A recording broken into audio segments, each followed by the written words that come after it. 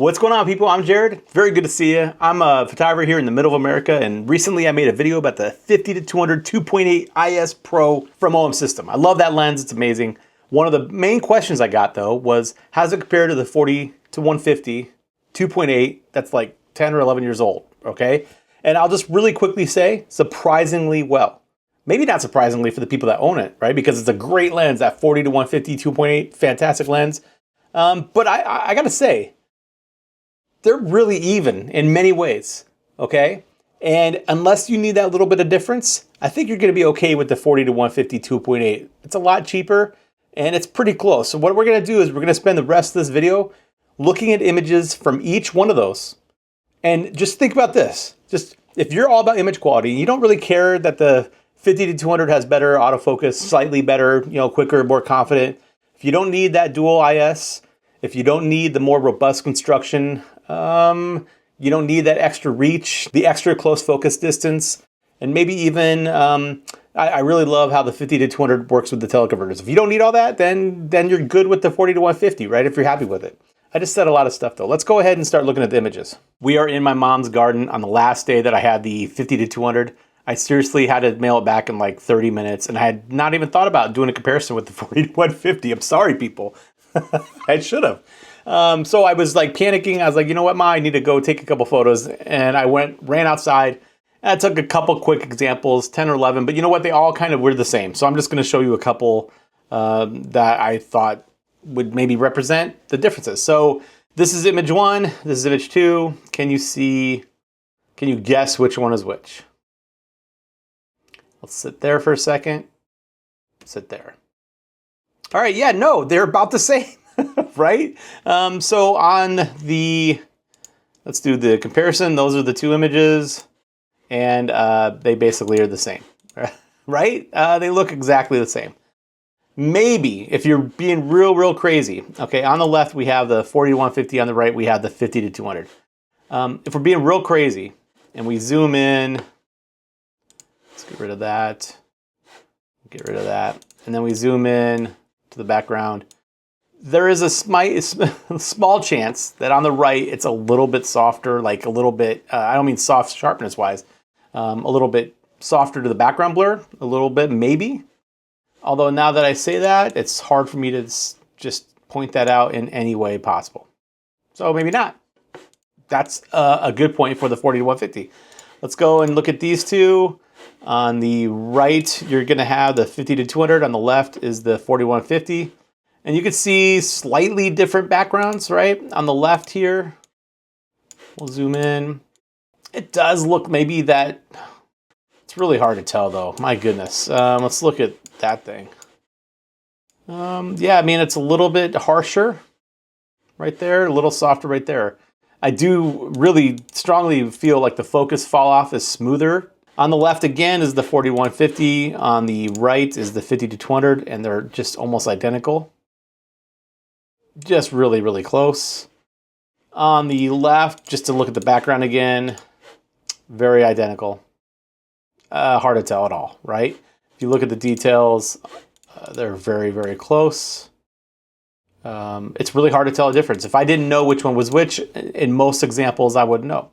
What I did is I just walked around the garden with the 40-150 for a few minutes, just to show you how great it does. It makes it easy. So I'm just using single autofocus point and the smallest autofocus point.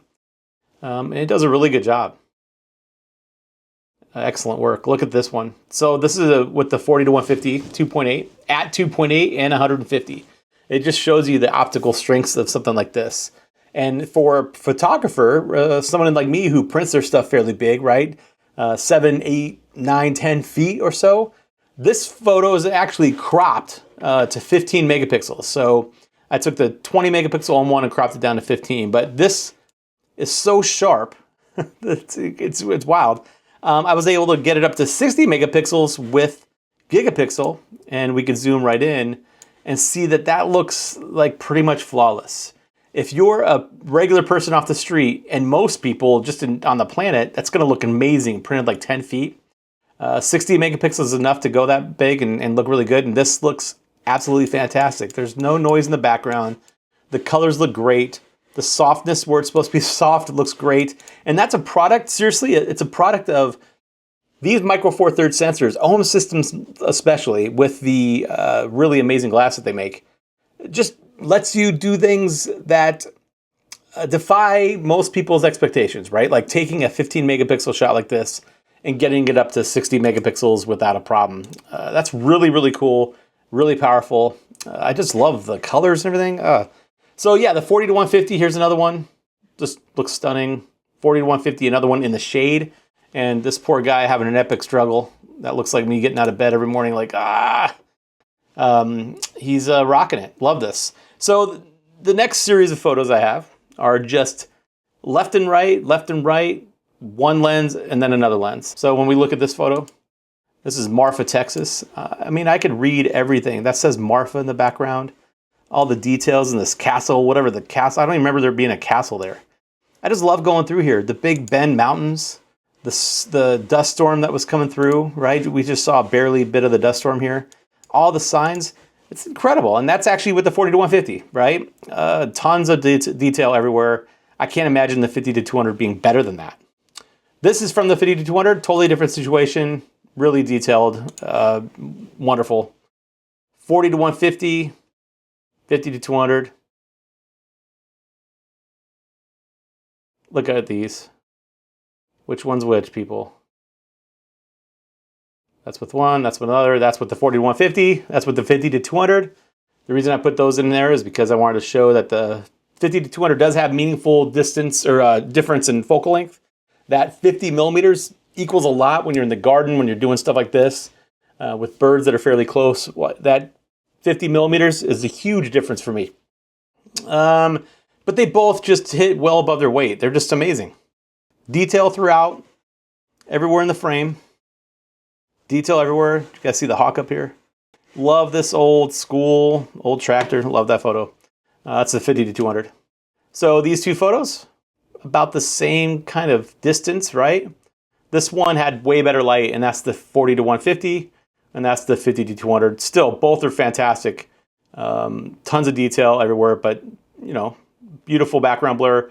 Again, I do think that the background is in a different spot in these two photos, but in my general conclusions, looking at thousands and thousands of these things, the 50 to 200 in general has smoother, more pleasing backgrounds at the exact same focal length. So let's say we're at 150, 2.8 on both of them. In general, the 50 to 200 has slightly better backgrounds. I just like them a little bit more. They're smoother.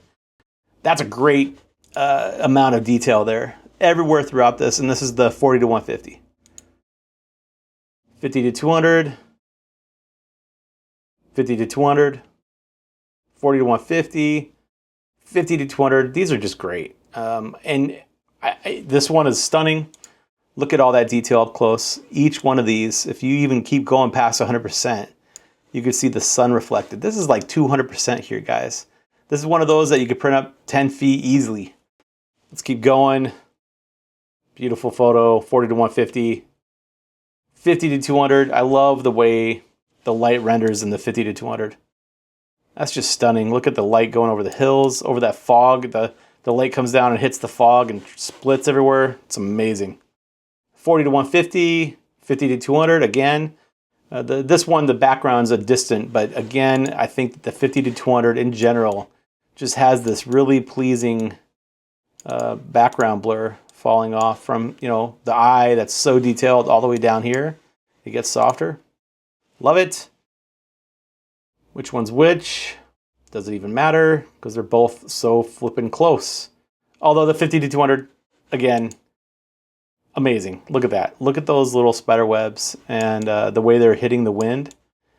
And again, how incredibly detailed those are. Every detail here and the way the light hits. Oh my gosh, the definition, it's stunning. I love that 50 to 200. It's amazing. I'm not saying the 40 to 150 wouldn't be able to do something similar to this. I just don't think it's going to be quite as good from my experience. 40 to 150 right here, 50 to 200, just a lot of detail in there. He's on a ledge, and you could actually see the wood ledge right there at the zoo. That's really, really amazing. 40 to 150, 50 to 200, stunning, both of them. That's the 40 to 150, and that's the 50 to 200. And this is maybe an example of the smoothness of the background. You can see over here, the bokeh has a little bit more of the onion peel look, slightly, just slightly. I guess this one does too a little bit, just a little different. For me, it's a little smoother. Gosh, that looks beautiful though. Maybe I'm lying. Maybe I don't even know, because that looks so good. Right? Gosh, dang. Different types of light though, right? Different types of light. So 40 to 150, 50 to 200, 40 to 150. Gosh, that's beautiful. You know, that red is my wife's Honda Fit in the driveway. This is just a plant that we had on the steps.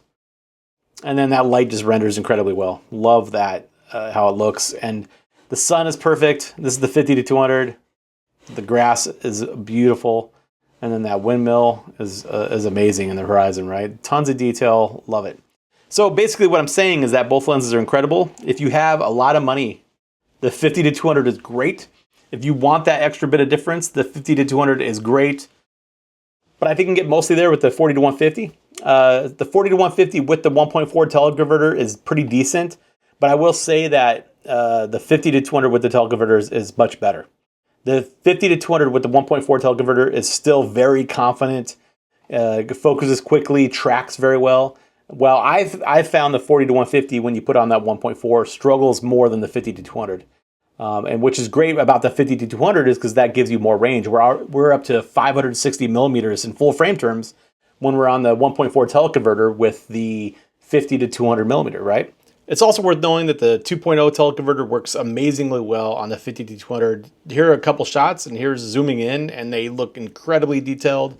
I think it's just an amazing accomplishment to be able to get this thing up to 800 millimeters at 5.6 and still be this good. It does not track, or the autofocus doesn't go really fast or very confidently. But again, in my experience, I've never really been able to make the 2.0 teleconverter work very well with the 40 to 150. And guys, both are amazing, like you just saw. $3,700 versus, for me, I bought my 40 to 150 2.8 for under $800, which is a steal, right? And it was like, it looked brand new, everything's awesome. So it's hard to argue that it's worth $3,000 more for me. But it is, because I want that difference. I need that little bit of difference. It's like the wine people. The $100 bottle of wine versus the $10 bottle of wine. And most people can't tell the difference, right? But you know what?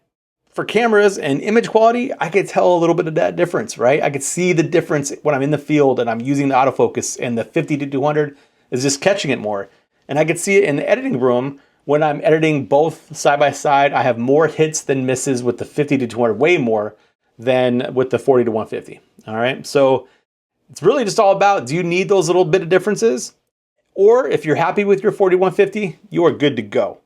So I rambled a little bit. That's all right. I just wanted to get a little bit of information out there for the people that were wondering. I know this lens is going to be out there soon, so I wanted to get this before people went out and decided to buy one or the other, and hopefully be helpful. So if you like this, subscribe, check out my newsletter below, and throw down some questions, and we'll talk about this amazing duo of lenses.